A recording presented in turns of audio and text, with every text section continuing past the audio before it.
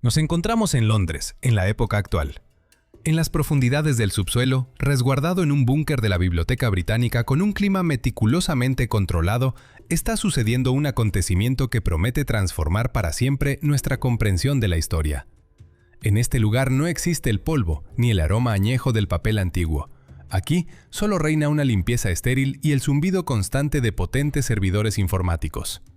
En el centro de la sala, protegido bajo un vidrio blindado, descansa el Códice Arundel. No estamos ante un simple libro, sino frente a un caos de pensamientos congelados en el papel hace 500 años. Son 283 páginas de notas manuscritas por Leonardo da Vinci. Durante siglos, los científicos han examinado estas páginas a través de lupas y microscopios, intentando descifrar la escritura especular de un genio. Creíamos saberlo todo, pensábamos haber leído cada palabra, pero estábamos ciegos ante la realidad. Un nuevo investigador ha entrado en juego.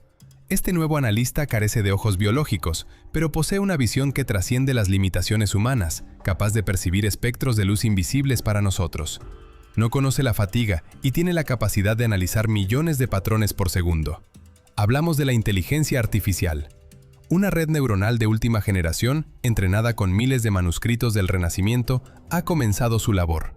Los escáneres empezaron a recorrer las hojas desgastadas utilizando imágenes multiespectrales, ultravioleta, infrarrojo y rayos X, capa tras capa.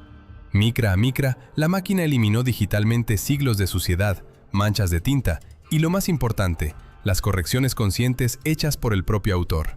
Y entonces, algo increíble comenzó a materializarse en las pantallas de los monitores. Debajo del texto visible, oculto bajo los famosos dibujos de mecanismos, se descubrió una capa fantasmal de pensamientos, un palimpsesto de ideas olvidadas. Eran las notas que Leonardo borró, los dibujos que tachó, pensamientos que temía confiar al papel de manera definitiva. Lo que el algoritmo descifró hizo que los historiadores se llevaran las manos a la cabeza y que los ingenieros tuvieran que reescribir los libros de mecánica. Esto no es misticismo. Es la crónica de la soledad de una mente que se adelantó a su tiempo no por años, sino por siglos, y que se asustó ante el abismo al que se asomó. Abrimos el archivo que lo cambia todo. Este no es simplemente el diario de un artista, es la bitácora de un viajero del tiempo atrapado en la Edad Media. La primera conmoción provino de la sección que Leonardo consideraba la obra de su vida, la anatomía.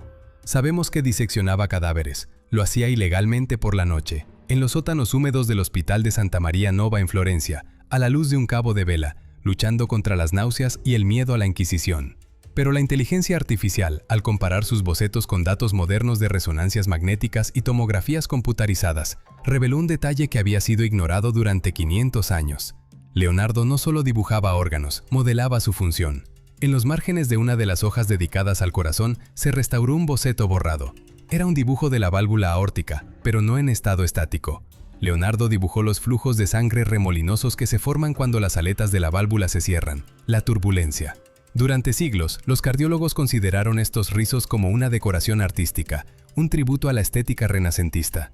Sin embargo, una simulación hidrodinámica basada en los diseños de Da Vinci, realizada por una supercomputadora, demostró que tenía toda la razón. Estos vórtices, que la ciencia descubrió y describió formalmente solo en el siglo XX, son necesarios para que la válvula se cierre correctamente. Leonardo entendió el principio de la hidrodinámica del motor humano, simplemente observando el flujo del agua en un río y transfiriendo esas leyes a la sangre. No obstante, el descubrimiento más terrible aguardaba en los comentarios. La red neuronal descifró notas microscópicas en los márgenes hechas con un lápiz de plata. Leonardo intentó crear un corazón artificial. No estudiaba anatomía solo por el bien de la pintura, pensaba como un bioingeniero. Diseñó una válvula protésica. Las entradas terminan con una frase de absoluta amargura. Veo el mecanismo de la vida. Entiendo su geometría, pero no tengo el material para recrearlo. El vidrio es demasiado frágil y corta la carne. El oro es demasiado pesado. La piel se pudre. Estoy encerrado en un mundo de cosas toscas. Entendió el principio de la bomba vital, pero estaba limitado por la tecnología del siglo XV. Es la tragedia del ingeniero que visualiza el plano de un motor a reacción, pero solo tiene madera, cobre y lienzo a mano. Y siguió adelante. Analizó los famosos dibujos del cráneo. En el año 1489, Leonardo compró un cráneo y lo aserró. Buscaba lo que llamaba sensus communis, el sentido común, el lugar donde reside el alma. Los antiguos creían que el alma estaba en el corazón. Leonardo, como pragmático, la buscó en el cerebro. Vertió cera fundida en el cerebro de un toro para hacer un molde del mismo. Este fue el primer caso de uso de métodos de inyección en la anatomía. Pero, ¿qué buscaba realmente? La capa oculta de texto indica una búsqueda de la pirámide visual. Leonardo creía que el ojo no simplemente recibe luz, sino que emite una cierta fuerza. Tras analizar sus esquemas ópticos, se llega a la conclusión de que Leonardo estuvo cerca de comprender el principio operativo de la cámara oscura y la retina, pero fue detenido por el dogma teológico. Encontró el mecanismo de la visión, pero temía que este mecanismo convirtiera al hombre en una mera máquina biológica. Borró sus conclusiones más audaces, dejando solo bocetos neutrales de huesos. Leonardo estaba obsesionado con el agua. El agua fluye a través de todos sus diarios. La inteligencia artificial encontró un patrón en el caos de notas. Da Vinci desarrolló la teoría del macrocosmos y el microcosmos no como un concepto filosófico, sino como un modelo geológico. Para él, la Tierra era un ser vivo. Literalmente, las rocas son los huesos, el suelo es la carne, los ríos son las venas, y el flujo y reflujo de las mareas son la respiración. El análisis informático de sus mapas de la Toscana y el Valle del Arno reveló un detalle inquietante. El famoso hombre de Vitruvio no es solo un estudio de las proporciones corporales. La red neuronal encontró pinchazos microscópicos de un compás en el dibujo original que no coinciden con el contorno de la figura. Si se superponen estos puntos en un mapa de la Italia de aquella época, coinciden perfectamente con ciudades clave y picos de montañas. Leonardo encriptó el mapa en el hombre. Intentó demostrar que las proporciones del cuerpo y las proporciones del paisaje son una misma cosa, pero sus ambiciones iban más allá de la teoría. Quería sanar la tierra. Mientras estaba al servicio de César Borgia y la República Florentina, propuso un proyecto para desviar el río Arno desde su fuente. Oficialmente, el objetivo era privar a la ciudad enemiga de agua y acceso al mar. Pero los cálculos hidráulicos descifrados muestran un propósito diferente. Leonardo quería acelerar el flujo del río para limpiar las venas de la región, drenar el pantano y cambiar el clima. Se realizó una simulación basada en los dibujos de Leonardo y el veredicto del programa es catastrófico. Si este proyecto se hubiera implementado tal como Da Vinci pretendía, habría llevado a un colapso ecológico. El valle se habría convertido en un desierto. El lecho del río se habría transformado en un flujo de lodo incontrolable, destruyendo todo a su paso. El genio cometió un error en la escala, y a juzgar por las páginas tachadas, él mismo se dio cuenta de esto. Se encontró una nota en el diario. El agua es el auriga de la naturaleza, pero también es su sepulturero. No se puede cambiar el torrente sanguíneo sin matar al paciente. Detuvo el proyecto no por falta de dinero, sino por miedo a las consecuencias. Fue el primero en la historia en comprender el principio del equilibrio ecológico. Encontró conchas fosilizadas en las cimas de las montañas en Lombardía y llegó a una conclusión que contradecía la Biblia. Una vez hubo un mar allí. El diluvio no fue global e instantáneo, fue un proceso geológico lento. 300 años antes de la fundación de la geología como ciencia, describió los ciclos tectónicos. Sabía que la Tierra era mucho más antigua de lo que decía la Iglesia. Y guardó silencio al respecto, confiando sus pensamientos herejes solo al papel, que luego intentó borrar. Conocemos a Leonardo como artista, pero sus contemporáneos lo conocían como ingeniero militar. Escribió un currículum al duque Ludovico enumerando sus habilidades. Puedo construir puentes, puedo secar zanjas, sé cómo hacer cañones, morteros y lanzallamas ligeros. También puedo pintar. La guerra lo alimentaba, pero ¿la odiaba? La inteligencia artificial analizó el famoso dibujo del tanque, el carro blindado con forma de tortuga, casco de madera, blindaje inclinado, un principio que solo sería redescubierto en el siglo XX para los tanques modernos. Cañones a lo largo del perímetro. En el interior, un sistema de palancas que debía ser operado por 8 personas. Pero cualquier ingeniero que intentara construir este tanque según el esquema se enfrentaba a un absurdo. Las ruedas giraban en direcciones diferentes, las delanteras hacia adelante, las traseras hacia atrás. El tanque no podría moverse, se destrozaría a sí mismo. Durante mucho tiempo se creyó que esto era un error, una distracción o una protección contra el plagio, como si una persona inteligente entendiera, pero un tonto no pudiera copiar. Pero el algoritmo, después de analizar cientos de otros dibujos militares del Códice Atlántico, identificó un patrón. Estos no son errores, son sabotaje. Cada proyecto involucra armas de destrucción masiva, ya fuera la ballesta gigante, el cañón de órgano de disparo rápido o el cañón de vapor architronito. Leonardo introdujo deliberadamente un defecto crítico pero sutil. Vendía la idea, tomaba el dinero, pero lo hacía de tal manera que el arma no pudiera construirse según sus diseños. La decodificación de los borradores de sus cartas revela su verdadera cara. Llamaba a la guerra Pazzia Bestialissima, la locura más bestial. Era un vegetariano que compraba pájaros en el mercado para liberarlos en la naturaleza, y sin embargo, se veía obligado a diseñar máquinas para matar personas. Esa era su rebelión silenciosa. Era un pacifista en un mundo de lobos. Se llevó a cabo una reconstrucción virtual del tanque de Da Vinci con la corrección de errores y el resultado es aterrador. Si los engranajes hubieran sido dibujados correctamente, esta máquina habría sido un monstruo indestructible para la infantería del siglo XV. Podría haber cambiado el curso de la historia otorgando poder absoluto a quien lo poseyera. Leonardo salvó a Europa de un baño de sangre simplemente olvidando dibujar un engranaje correctamente. Analicemos la pintura más famosa del mundo y su sonrisa más misteriosa. La inteligencia artificial escaneó la pintura de la Mona Lisa con una resolución que permite ver granos de pigmento individuales. Un análisis de la técnica del esfumato, ese famoso efecto humeante, reveló algo increíble. Leonardo aplicó capas de aceite translúcido y barniz de 1 a 2 micrómetros de espesor. Esto es 40 veces más delgado que un cabello humano. El espesor total de las capas en el rostro de la Mona Lisa es de solo 30 micras. Pintó este cuadro durante años, décadas. La llevó consigo de Italia a Francia. Nunca se la entregó al cliente. ¿Por qué? Tras analizar la evolución de las capas, como en un lapso de tiempo, se vio que Leonardo cambiaba constantemente la expresión de la boca. No buscaba una sonrisa hermosa, estaba realizando un experimento científico. Los diarios que datan de 1508 contienen entradas sobre la disección de los músculos de los labios. Leonardo cortó la piel del rostro de un cadáver para ver qué músculo tira de la comisura de la boca hacia arriba. Pero el descubrimiento principal reside en el campo de la óptica. El ojo no ve la escritura en los márgenes, pero el ojo la crea. Leonardo entendió el principio de la visión central y periférica 500 años antes que los neurobiólogos. La visión central de la fóvea ve los detalles, pero tiene dificultades para distinguir las sombras. La visión periférica muestra sombras y borrosidad. Leonardo pintó la sonrisa con sombras de baja frecuencia. Cuando miras directamente a los labios de la Mona Lisa, tu visión central ignora las sombras y la boca parece seria. Pero cuando miras a sus ojos, tu visión periférica capta las sombras en las comisuras de su boca, y tu cerebro las interpreta como una sonrisa. Ella solo sonríe cuando no la estás mirando directamente. Y él clasificó esto no como arte, sino como tecnología, una imagen psicoactiva. Leonardo descifró el código visual del cerebro humano. Fue una demostración de su conocimiento de óptica y anatomía, encriptado en el retrato de una ama de casa florentina. Leonardo estaba obsesionado con volar. Todos hemos visto sus dibujos del ornitóptero, la hélice, el prototipo de helicóptero, el paracaídas. Pensábamos en ellos como sueños románticos, pero un análisis del código del vuelo de las aves muestra que fue un duro trabajo de ingeniería. La red neuronal tradujo bocetos caóticos en modelos físicos. Leonardo se dio cuenta de que el aire es un líquido. Aplicó las leyes de la hidrodinámica a la atmósfera. Comprendió que el pájaro no simplemente aleteaba sus alas hacia abajo, sino que se atornillaba en el aire. Pero, ¿hubo un vuelo real? La historia oficial guarda silencio. Las leyendas dicen que su discípulo Zoroastro intentó volar desde el monte Ceseri y se rompió las piernas.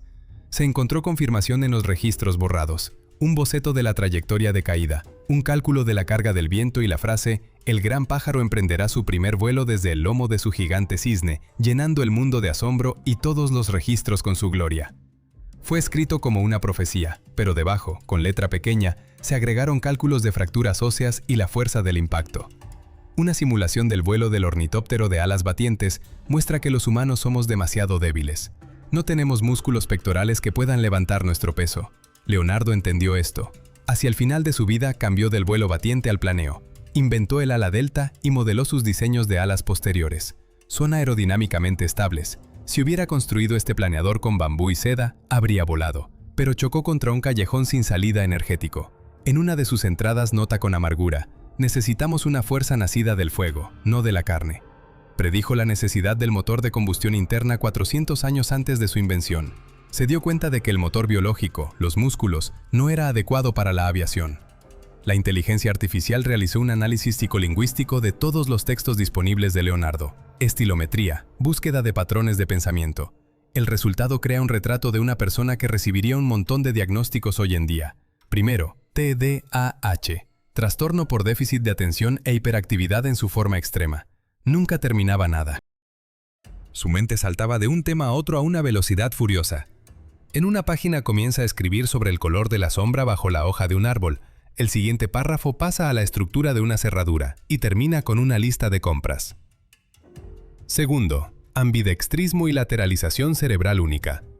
La escritura especular no es un cifrado.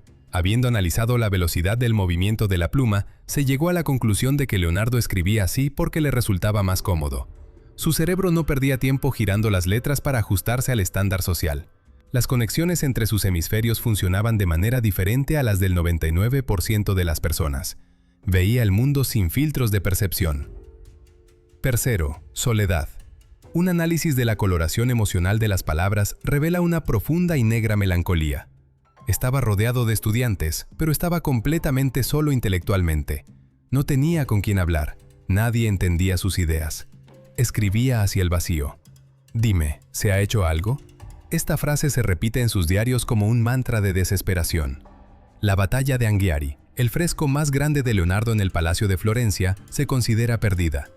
La leyenda cuenta que Giorgio Vasari, cuando pintó el salón más tarde, no destruyó la obra del genio, sino que construyó una pared falsa frente a ella, dejando una pista en un diminuto estandarte. Busca y encontrarás. Los científicos han estado escaneando las paredes con radar durante décadas, encontrando vacíos, pero al analizar las recetas químicas de Leonardo de ese periodo, ofrecen una versión diferente y más trágica. Leonardo estaba experimentando. Odiaba el fresco, pintar sobre yeso húmedo, porque requiere velocidad. Quería pintar con óleo en la pared, como en un lienzo. Encontró una receta de pinturas de cera, pero la escala era enorme. La pintura no se secaba, comenzaba a fluir. Leonardo, en pánico, ordenó encender enormes braseros en el salón para secar la pared. El calor secó la parte inferior, pero derritió la cera en la parte superior. La pintura más grande se derritió, convirtiéndose en un desastre sucio. El borrador descifrado de la carta a las autoridades florentinas está lleno de dolor. Admite la derrota técnica. La pared me rechazó. Simula el proceso químico de descomposición del pigmento. Para cuando llegó Vasari, no quedaba nada de la batalla de Anghiari excepto manchas. Vasari no ocultó una obra maestra, pintó sobre las ruinas. Busca y encontrarás. Esto puede ser una ironía cruel o un mensaje filosófico que no tiene nada que ver con un escondite. Llegan los últimos años de vida. Leonardo vive en Francia, en el castillo de Clos-Lucé, bajo el patrocinio del rey Francisco I. Su brazo derecho está paralizado, probablemente debido a un derrame cerebral. Ya no pinta. Dibuja solo una cosa, una serie de dibujos del diluvio. Torbellinos de agua destruyendo ciudades, montañas colapsando en el abismo, rostros distorsionados por el horror. Los historiadores del arte llamaron a esto una visión mística, un presentimiento del fin del mundo. Pero la inteligencia artificial, habiendo analizado la geometría de los vórtices en estos dibujos, vio en ellos no caos, sino matemáticas. Leonardo dibujaba fractales. Representaba la turbulencia con la precisión de una fórmula física. Esto no era una fantasía, era un pronóstico científico. Leonardo observó la erosión a lo largo de su vida. Vio cómo el agua desgasta la piedra. Llegó a una conclusión que horrorizó incluso a él mismo. El proceso de destrucción es irreversible. La tierra no es eterna. El agua eventualmente conquistará la tierra. Las grabaciones descifradas de los últimos días están impregnadas de horror existencial. Calculó que el mar Mediterráneo rompería los istmos, que los ríos lavarían el suelo, que la humanidad estaba condenada no a un juicio final con trompetas de ángeles, sino a un olvido lento, frío y húmedo. El agua es la sangre de la tierra, pero también se convertirá en su mortaja. En una era en la que la carne era un símbolo de poder y riqueza, Leonardo era un vegetariano estricto. Esto se confirma mediante cartas de contemporáneos. No comía nada que tuviera sangre. Se analizó la lista de compras en los márgenes de los manuscritos. Nueces, frijoles, verduras, vino, pan, fruta, nada de carne. Descifrar las notas marginales proporciona una explicación. Esto no es una dieta por salud, es ética. El hombre es el rey de las bestias solo porque las supera a todas en crueldad. Vivimos de la muerte de otros. Somos cementerios ambulantes. Estas palabras, escritas hace 500 años, suenan como un manifiesto. Leonardo sentía el dolor de cualquier ser vivo. Y se encontraron recetas donde Leonardo intentó crear el plato perfecto. Una sopa de todo, un concentrado de energía. Creía que la nutrición influía en la claridad mental. Intentaba limpiar su mente a través de la comida para ver la esencia de las cosas. El 2 de mayo de 1519, Leonardo muere. La leyenda, capturada en la pintura de Ingres, dice que murió en los brazos del rey Francisco I, quien lloró sobre él.